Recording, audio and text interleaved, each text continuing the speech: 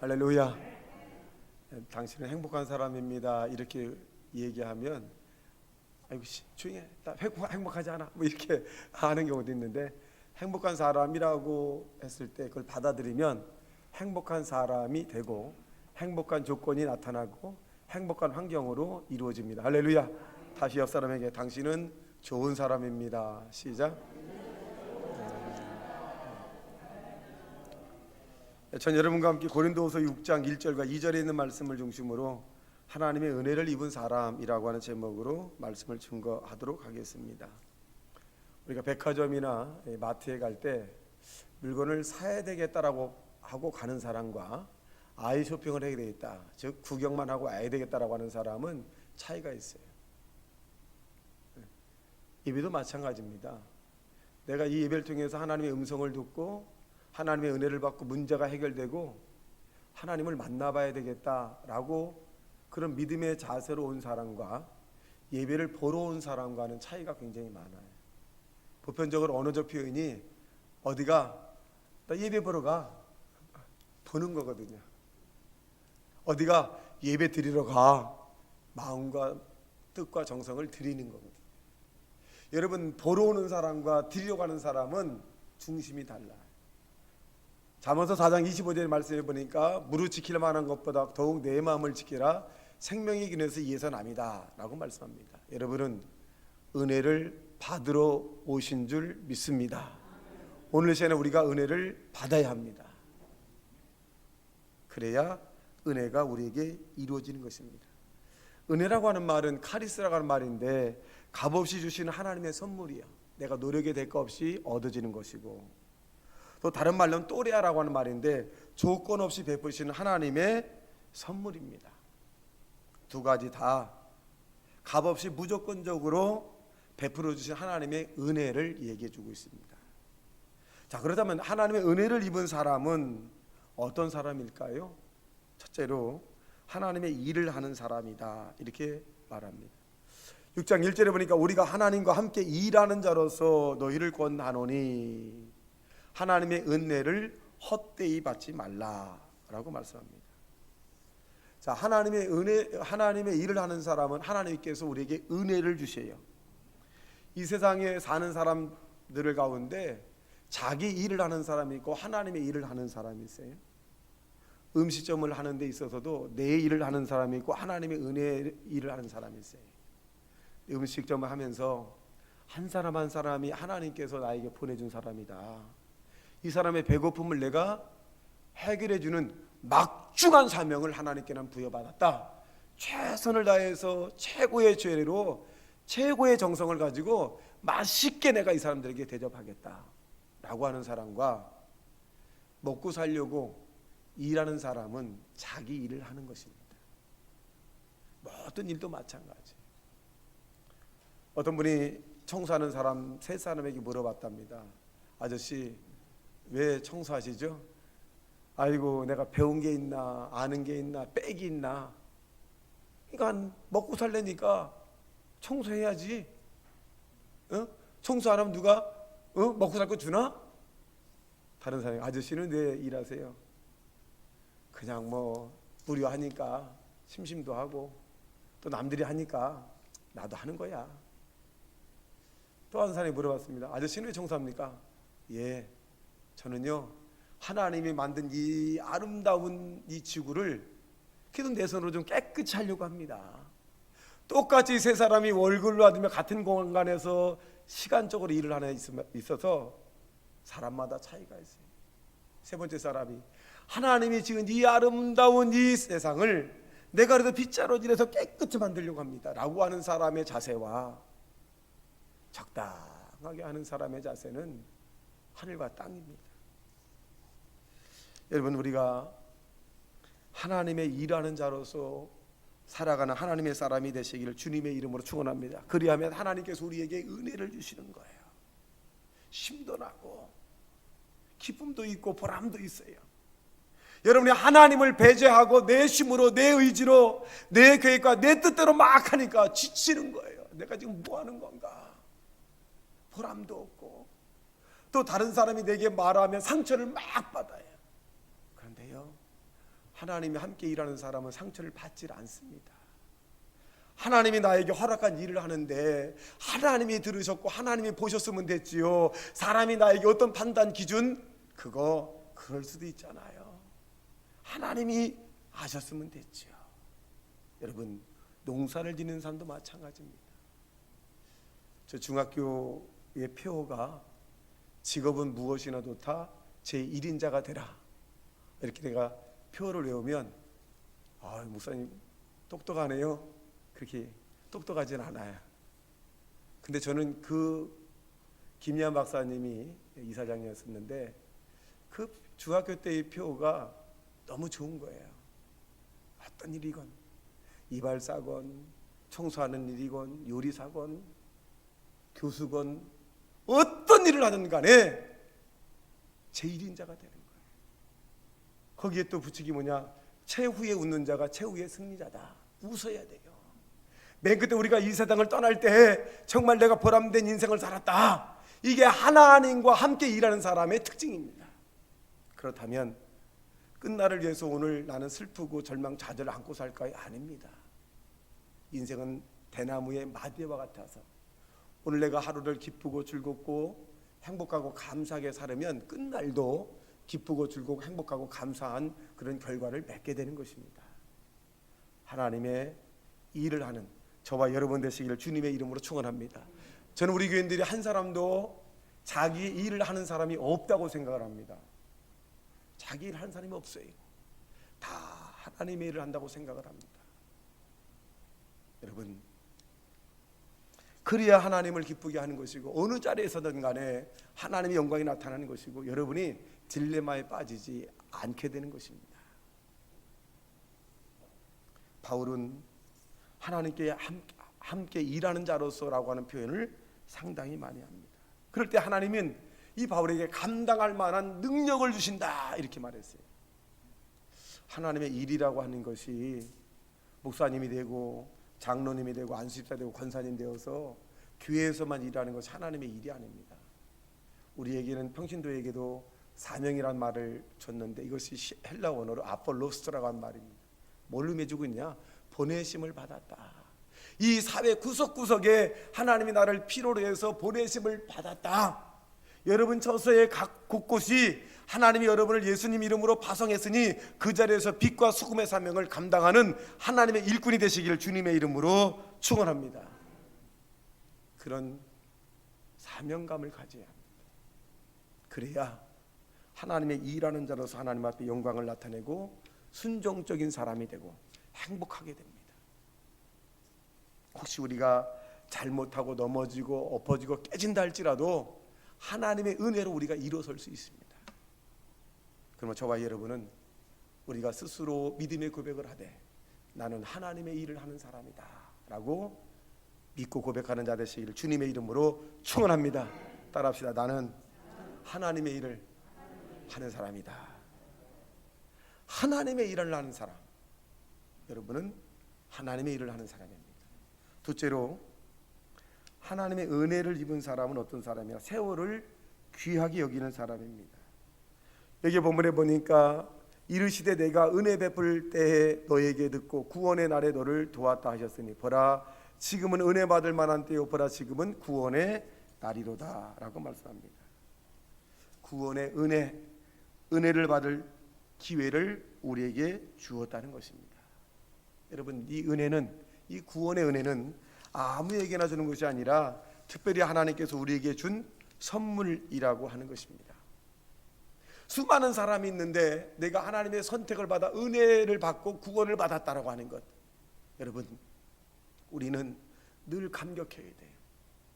여러분, 이 땅에서 사회적으로 성공하지 못하고 도덕 윤리적으로 좀 흠이 있다 할지라도, 많은 소유를 갖지 못했다 할지라도, 사람들이 여러분에게 성공적 인생이 아니라고 해도 여러분이 예수님에게 선택받은 사람이라면 여러분은 성공한 인생으로 믿고 나가기를 예수님 이름으로 축원합니다. 어떤 사람이 실패한 사람이냐? 예수님에게 선택을 받지 못한 사람이 인생의 실패자입니다. 아무리 이 땅에서 부귀영화를 누린다 할지라도 죽어서 망하는 사람이 된다면, 구원받지 못하는 사람이 된다면 그는 비참한 삶의 결말을 낳게 되는 것입니다. 우리는 가난하고 배우지 못했고 도덕과 윤리적으로 흠이 많고 죄도 많이 졌다 할지라도 주님이 우리의 죄를 다 씻어주시고 우리를 용납해 주시고 우리를 성령 주시고 주의 나라로 인도해 간다는 이 사실은 천사도 흠모할 만한 일이고 수많은 모래 같은 사람 가운데 우리를 선택했으니 우리는 능히 세월을 아끼는 하나님의 사람이 되시기를 주님의 이름으로 축원합니다. 시간이 아까워야 돼요. 얼마 전에 군의회에 들어가서 좌담회를 잠깐 했어요. 그런 가운데 저에게 어떤 의원이 물어봐요. 목사님은 피곤하지 않으세요? 그래. 왜요? 그랬더니 아니 새벽 예배도 하시고 주일 1부도 하시고 2부 예배도 드시고 오후 예배도 드시는데 괜찮아요? 그래. 전 재밌어요. 하나님의 영광을 위해서 내가 쓰임 받는다는 것이 얼마나 감사한지 몰라요. 요즘에는 목사님 낮 예배 한 번 하고 오후 예배 해도 힘들다고 막 그래요. 차이가 있으니까요. 그분은 그분 나름대로 최선을 다한 거고 저는 저 나름대로 최선을 다하는데 저는 그냥 행복해요. 사람의 마음 먹기에 달린 겁니다. 내가 오늘 피곤할 것 같다라고 고백하면 피곤한 거예요. 나는 주님을 앙망하기 때문에 새로운 힘을 주고 독수리 올라간과 같이 나는 올라갈 것이고 나는 피곤하지 않다. 저는 가끔가다 내 스스로 이렇게 고백합니다. 하나님께서 나에게 강철 같은 체력을 주셨다. 이렇게 고백해요. 어떤 분은 나는 피곤해 죽겠다.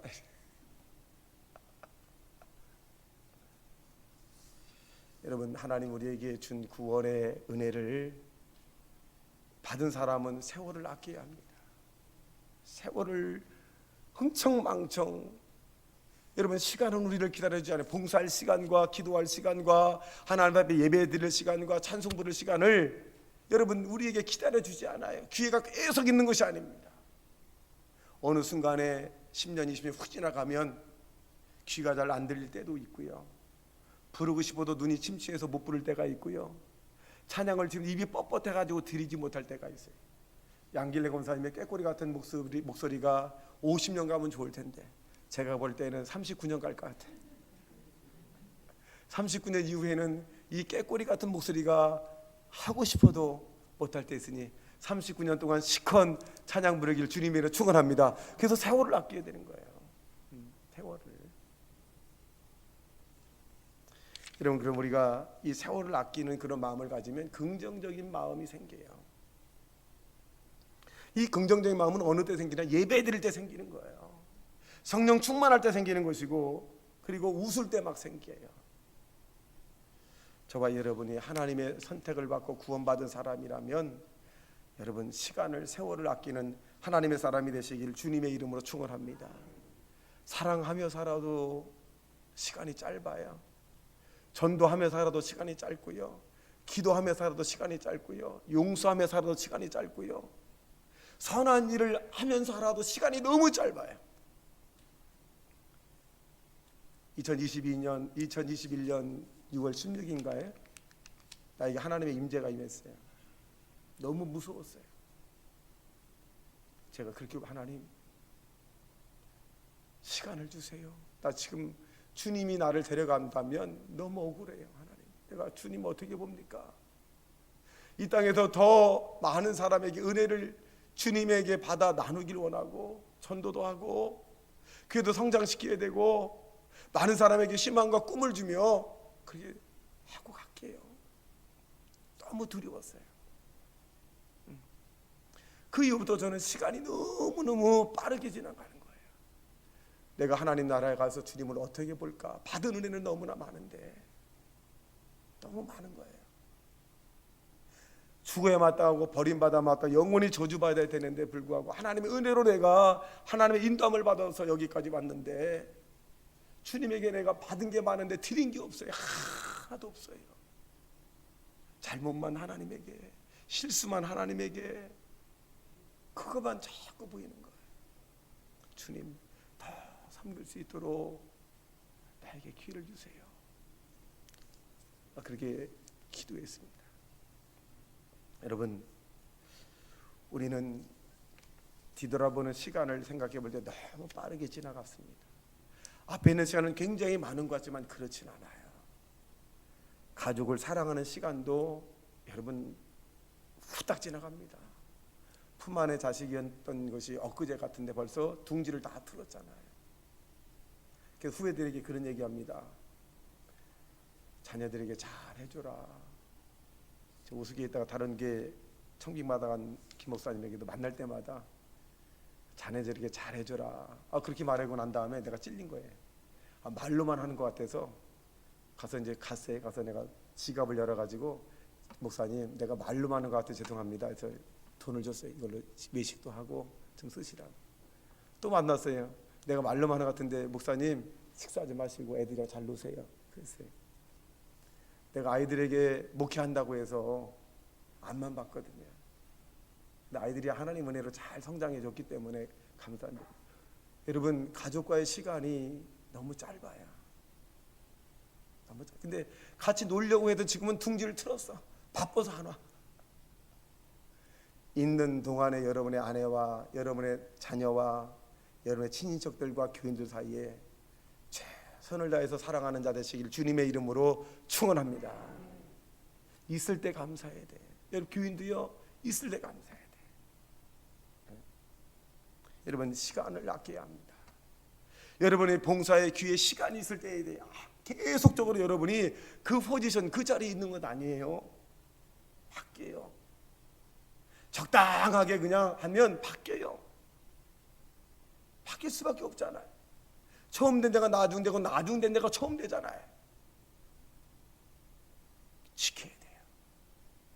세월을 빠르게 가는 것을 여러분 붙잡을 수는 없잖아요.